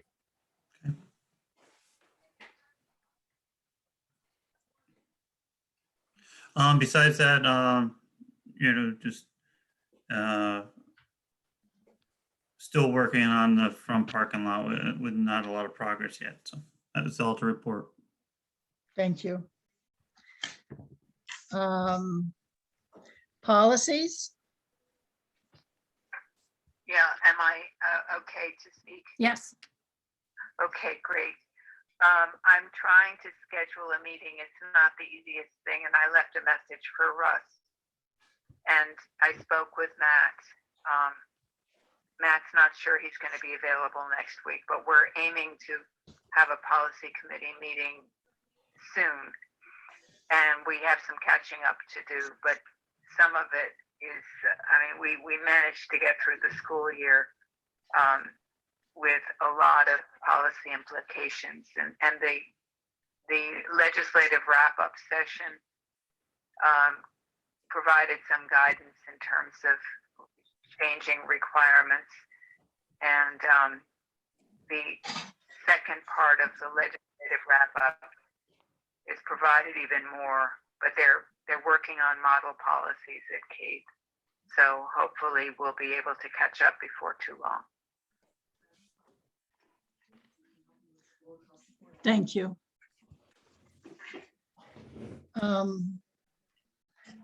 Minority Recruitment Subcommittee, that is Juan. Hi. Hi. First of all, we haven't met. Second, I'd like to talk to Dr. Olet about whatever resources are available or what I can tap into, and then make a strategic plan to go about and see if we can get a person in if we have openings. But that's my outlook, and I'm hopeful that we can accomplish that. Why don't you make an appointment to meet with Dr. Ola in the summer? No Actually, I make appointments all year long. If I need to meet with them, I just problem. Okay, make an appointment. Yeah, okay, great. Dr. So that- Ola, I'll be knocking on your door. Thank you. Okay, Juan and I are the only two on that committee right now. If someone else would like to volunteer, just let me know. And the ad hoc thought I committee. was. Oh, you're on it too, Wait a Ann? minute, Ann, I volunteered to be on it. I'm sorry, Ann. Juan, Ann, and I are the only ones on that committee. I'm sorry, I got confused. I thought it was another committee.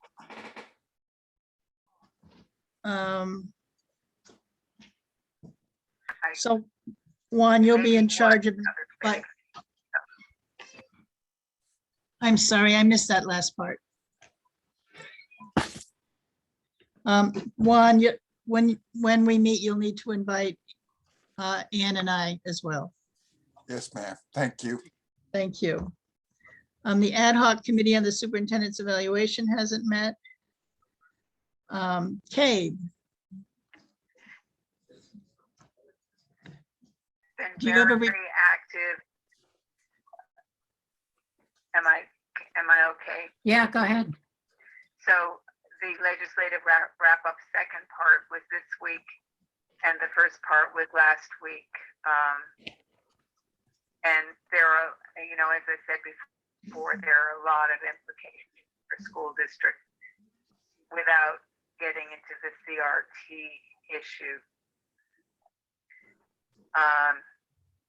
CABE is also planning the conference for a one-day conference for November 12th, I believe, at Mystic Marriott. So it'll be after the delegate assembly. And CABE does have a committee on diversity and inclusion. So, I mean, there's a lot more, but I'm going to skip it because I know we have other things on the agenda. But if you have questions, feel free to ask. thank you. EastCon? We had a board meeting yesterday and it's pretty much routine board business, evaluating the executive director, compensation for him, annual budget, and we're meeting again in July on the bylaws. That's about it. Thank you. Additions to the agenda. I was going to suggest that we put on the ideas for CABE, but how about if we all think about it for a month and put those CABE ideas in next month's agenda? Did anyone else have something to add? Mark? Are we finalized on meeting in person next month? Or do we need to discuss that? We can certainly add that.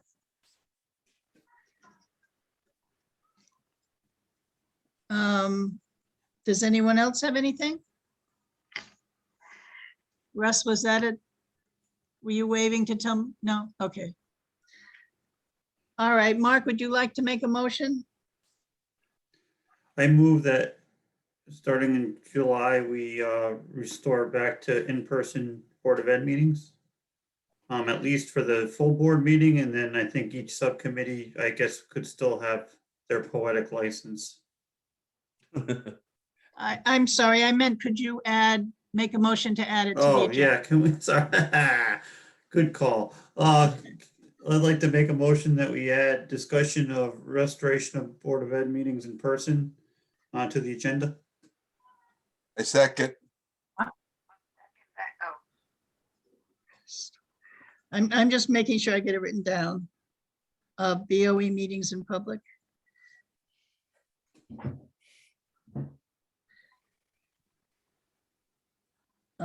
One seconded it.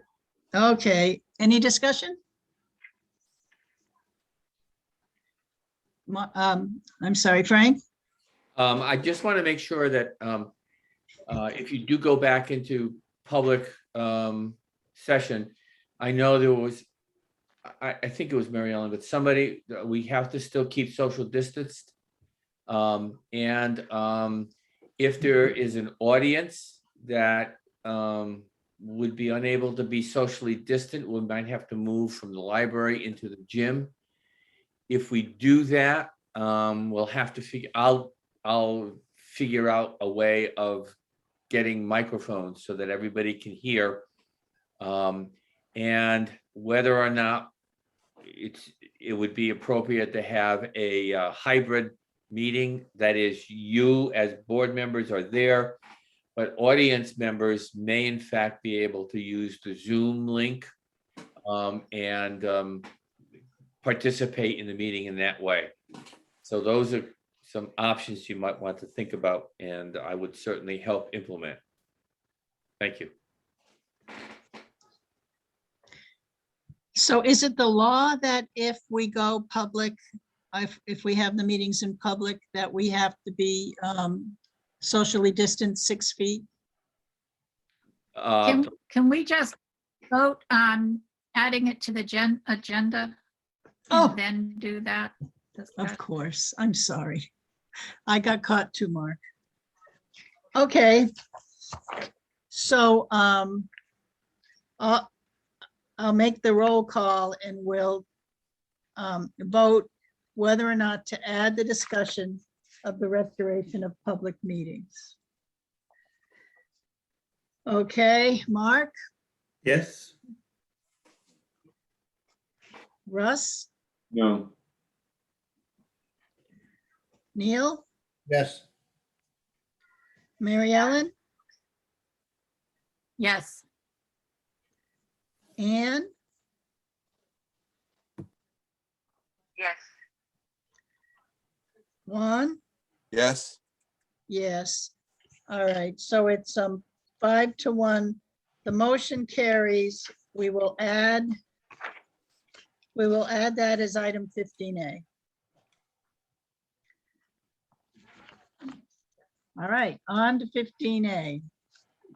Now we can have Mark's motion to restore meetings to the public. Is that what you were saying, Mark? Yes, the only, like the F and O committee, we talked about it and we said there might be some benefit for the subcommittees to still meet via Zoom. So I would say that I would make it more applicable just to the full board meeting versus a subcommittee meeting. So if I say you move to restore full Board of Ed meetings to the public beginning in July, would that do it? It would, just, I might be caught up a little bit, but the word public versus in person, just because these are public meetings now, I mean. Very good point. To in person. Yeah.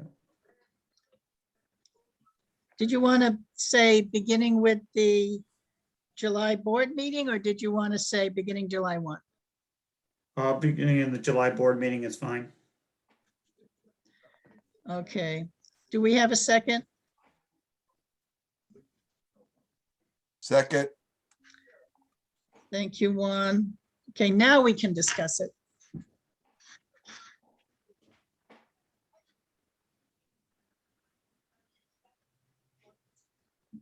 Rose, you had a question about whether it was the law to keep the distance. I had suggested that based on another board member's request. The last time we just discussed it, the person is not present today. There is a public act right now. It's an executive order right now that expires July 19th or 20th. That says that all people in public or private schools must be masked. We won't know until July whether that executive order is changed. Okay, so we had someone request for distancing, but would it work for us to distance that individual? I mean, does everyone have to be socially distanced or just people who want to be socially distanced? I don't know. Yeah, I don't know either. And I read some of the policy statements about masking. Can you hear me? Yes. And I think some people are interpreting it as discretionary in terms of private schools and No, it's not. students. It's not. It's not. I participated with the Department of Public Health webinar, and it's not discretionary. It's private and public. Well, we're public anyway, so it doesn't matter what the private schools do. Mhm. We're a Right. public school. We're supposed to be masked at least until July 19th or 20th. And then after that, we're waiting to find out. Yes. Okay. So I see a didn't difference. think it included- I see a difference between masking and being socially distant. Yeah. I have no trouble with the masking. I think if we have to remain socially distanced, we'll have trouble meeting in person. That's my concern. Rose, what Yes, happens, what happens if you're vaccinated? Because I thought that was supposed to take care of that problem. I don't know. And the reason I don't know is because something we discussed earlier about children below the age of 12 cannot be vaccinated. And I think that's why we're supposed to wear masks when we're in the building. But I just don't know how it would apply to meetings during the summer when no children were using the building. Should we? I just don't know what to do. We could So, choose, oh, Rose, Mark, I'm am I- sorry. Mark, I thought the current guidelines, even for the children, is that they only had to be distanced 3 feet apart, but with masks. So wouldn't we follow the same, at least the same policy of what we're invoking on the kids? And then, I agree with you. wholeheartedly. I kind of been in the society of being at work every day for the whole pandemic, so I might be a little bit more immune to it, but ultimately, ultimately, what was I getting at? Sorry, my dog just distracted me. Ultimately, I think, it should be person's discretion, but I think we could maintain the 3, and if people are uncomfortable with 3, then the 1 or 2 board members should go to 6. I think that's reasonable. And then from an audience standpoint, if we have enough audience for participation that we're worried about social distancing, that's going to be my best day on the board ever.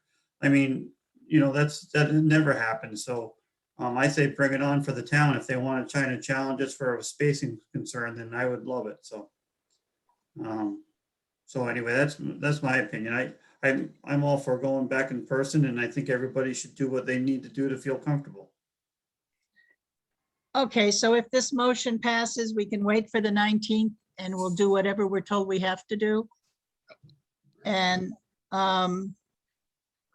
keep in mind that there are some people who might want to do more than the bare minimum that we have to do. That's an option.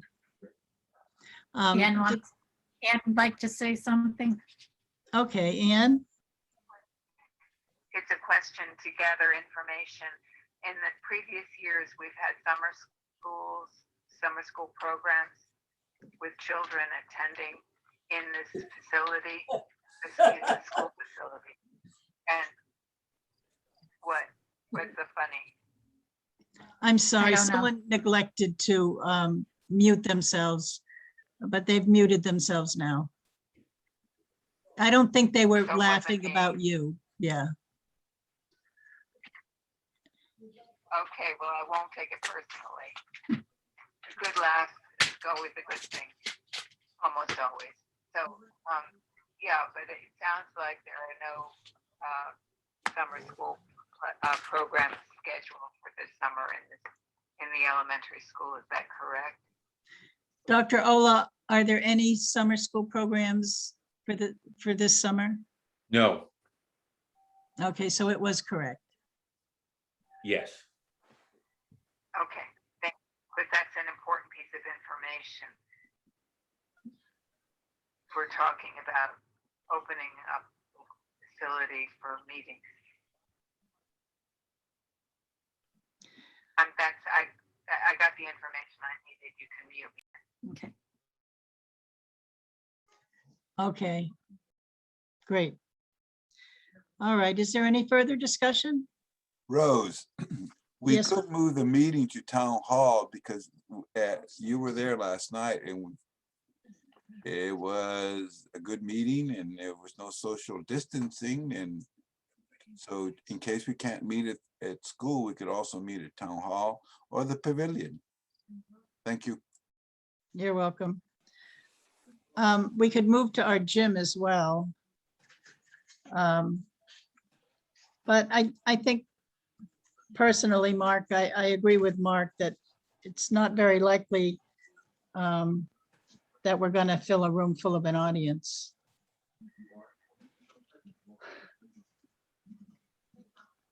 But it did occur to me while we're making this discussion is in the fall. Well, let's worry about the fall in the fall. I'll call for the votes. I will review the motion. Can I ask Mark? one more? May I ask one more question? Yes. The new legislation, if a person wants to attend a meeting and they give 24 hours notice, we need to provide a Zoom call or Zoom. Does that only apply if our meeting is hybrid, or does that apply if it's in person? I have an answer to that question. Can I speak? Yes. Okay, my understanding, and we might want to double check this information, but my understanding is that applies to 100% virtual. So if there's absolutely Okay. no hybrid or anything like that, it provides access to people who need access. But the provision is, the stipulation is that they have to ask for it. This is not required that districts universally supply the device and the physical location. But if they're asked within the 24 hours, I believe, they are required. So if everybody is online and a member of the community wants access, the district is required if they go through the proper protocol and ask for it. Thank you, Ann. Any other questions? All right, I'll call Mark, Yes. Russ, No. Neil, No. Mary Ellen. Wait a minute. And Anne asked to have the motion read again. I'm sorry, you were already didn't. calling. I didn't hear. Yeah. Mark moved to restore full Board of Education meetings to in-person, beginning with the July board meeting. You already voted no, too late. thank you very much. Okay, so Mary Ellen, are you prepared to vote? I'm sorry. To restore, yes, well, I'm in favor. Anne Yes. and Juan? No, Oh, great. Okay, so we've done it again. 3 are for restoring it and 3 are against. It's a tie. So the motion doesn't carry. We'll be on Zoom again next month. And the requirement that Anne discussed, that if someone requests 24 hours ahead of time, we must give them a place to go and all the technological equipment to be on Zoom would apply for that meeting. Okay, Go ahead. Yeah, so I think the issue of the functionality of the infrastructure is an issue, because if we give, I'm not assuming that we would be asked to provide devices, but if we give a device and the device doesn't work because of the infrastructure hasn't been fixed yet, that is a little bit of a concern. Well, what Patrice McCarthy said when they reviewed the legislation the other day at the webinar, you don't have to give a device, you have to provide a place for that person to be with a working device. So we could open a room at the school and make sure that they could hook up to Zoom and do it there. but we'd have to give them a device. But you're not- If they don't own a computer, we'd have to supply the computer. No, she was specific about that. She said you do not have to provide a person with a device. You have to provide them with access someplace to go to participate via Zoom. So in other words, like go to town hall, go to the school, go someplace where there is access. So that still means having somebody, open up the school and doing it, but you do not have to provide a person with a device. Just Okay, well, access. I heard it differently. As did I. But I didn't hear that you have to give the person a device, but you have to provide access to a device. That's Access, what- correct, yeah. Well, Mary Ellen, we're disagreeing with you. We don't have to give them a device for their very own forever, but we do have to let them use a device to get on Zoom. Okay, we should just check it out before July. Yeah, and find out what, I'm still And it's trying. possible no.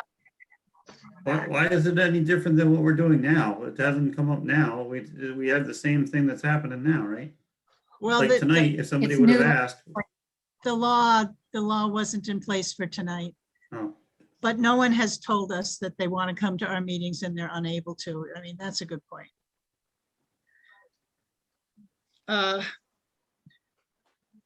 We'll look into it. Okay, so, but the motion did not carry. We will be meeting on Zoom again next month. Okay, time for audience for citizens and staff. Hi, Yes, Linda, hi. I have two things. I think it's great that Ms. Grunberg wants to have her device looked at, but infrastructure is the infrastructure in the school building, and you're not in the school building, so the Wi-Fi and that portal is not what you're using for tonight's meeting.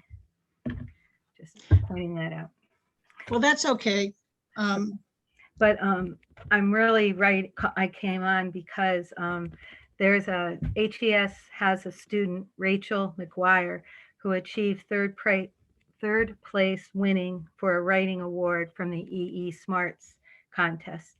She wrote a story about the value to recycle and repurpose items. And she had in the realistic fiction story, the little river and the town, I don't even know what it's called. I'm looking at her writing really quick. Where you bring on Saturday, where everybody goes. The transfer station? Thank you. She has the transfer station. I couldn't pull up her writing. She went there too, and the rail trail. So that's all I wanted to share.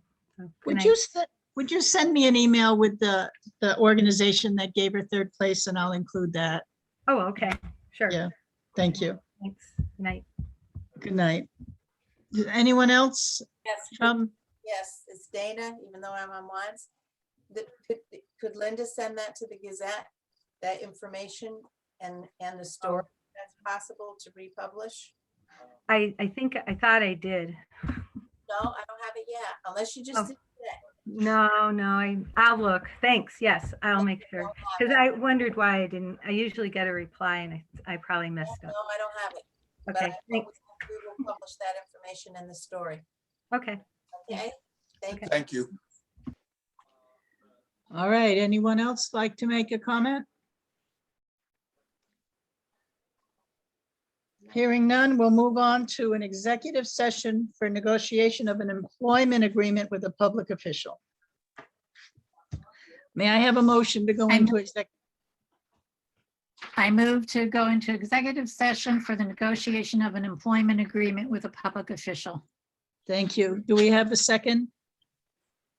Second, Okay, Juan or Russ. All right, let me do the roll call.